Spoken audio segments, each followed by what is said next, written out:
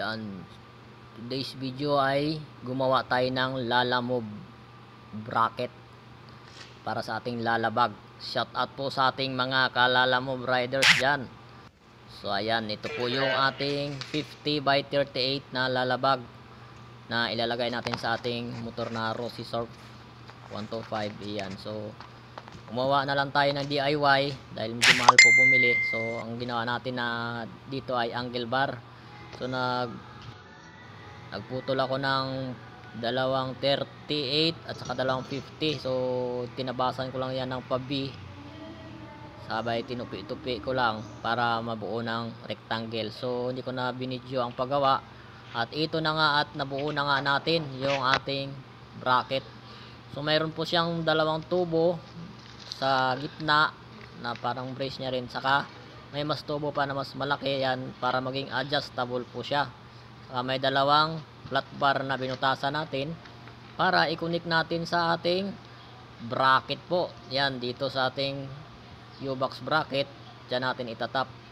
So yung gagamitin natin ay yung ginamit din natin sa ating U-box na screw. Yan, ito na nga mga kausin, ikabit na natin sa ating motor yung ating ginawang bracket. Ayan, so kinunik siya natin dito sa ating bracket na ating U-box. Pinalitan natin itong rectangle na ginawa natin ng para sa ating lalamove bag. Ayan, so adjustable po to siya mga kausi. So kapag nagpapagas tayo, ganyan yung posisyon niya. Tapos kung hindi naman tayo nagpapagas, pagka bumabiyahe tayo, ilalagay natin dyan yung lalabag, tapos a-adjust lang natin to. I-adjust lang ng pag ganito. Yan.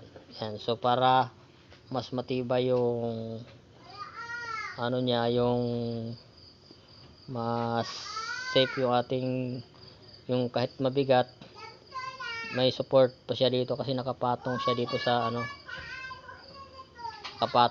sa puan. Pero kung pag nagpagas tayo, yan yung advantage niya kasi kaya siyang yan, kaya siyang libre yung ating box, ay ating upuan. Ayan, kagaya niyan, susian natin. Ayan, tapos bubuksan na natin yung ating yung ating upuan. Makakapagpagas na tayo. So yan po ay ginawa ko sa aking Rossi Surf na lagayan ng ating lalabag. So pag yan, ibanyan lang natin, like lang natin yan. Yan, tapos adjust natin. Tapos may ginawaan ko rin pala to ng lock mga kausi. Yan, nagbutas ako dyan. Yan yung butas. Tapos ito din yung kanyang, isasalpak ko lang to para nakapix talaga siya, na sure talaga na hindi siya gagalaw. Medyo nga yung pintura, medyo di pa kasi natuyo, kaya gumasgas yung pintura. At kailangan ko na kasi ikabit ngayon dahil maaga pa ako papasok bukas. So may trabaho kasi tayo, tapos pagka out natin sa trabaho ng alas 4, saka tayo mabiyahe dahil medyo malayo yung trabaho natin sa Gentry tayo ako nagtatrabaho, tapos sa Naik na uwi. So makuha ako ng booking, minsan nakakadalawang biyahe pa tayo or 3, depende kung ipagin. Pag full day naman, pag day off. So kakabit natin itong ating lalabag. So ito na po, naikabit na natin naipix na natin itong ating lalabag bracket. Lagyan na rin natin hinigpitan natin itong screw. Ayan, itong screw na pang lock niya para hindi siya nagagalaw. Ayan, tibay na siya. Kakabit na natin itong ating lalabag. Ayan.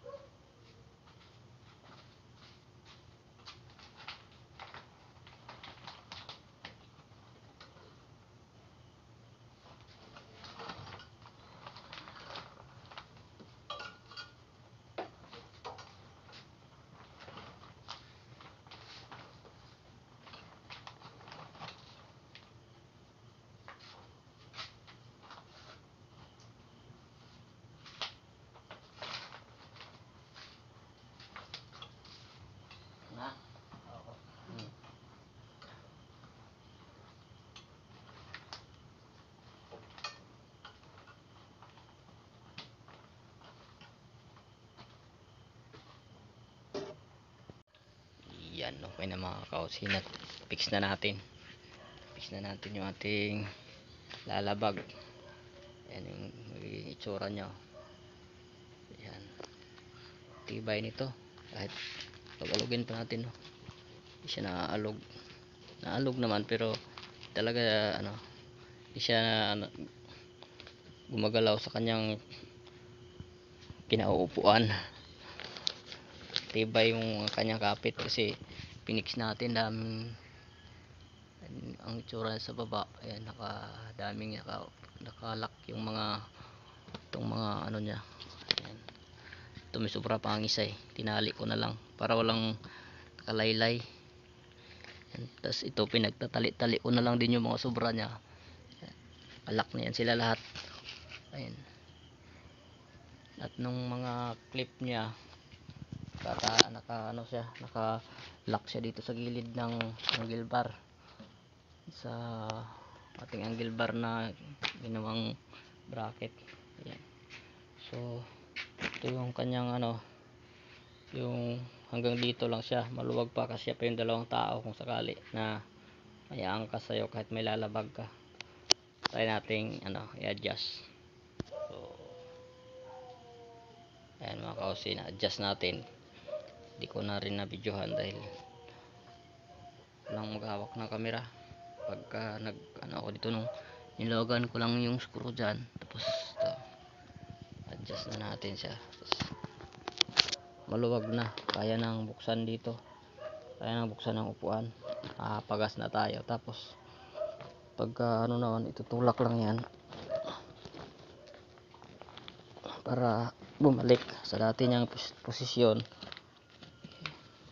Tutulak ko lang yan dito. Hirap kasi pag walang maghawak ng camera.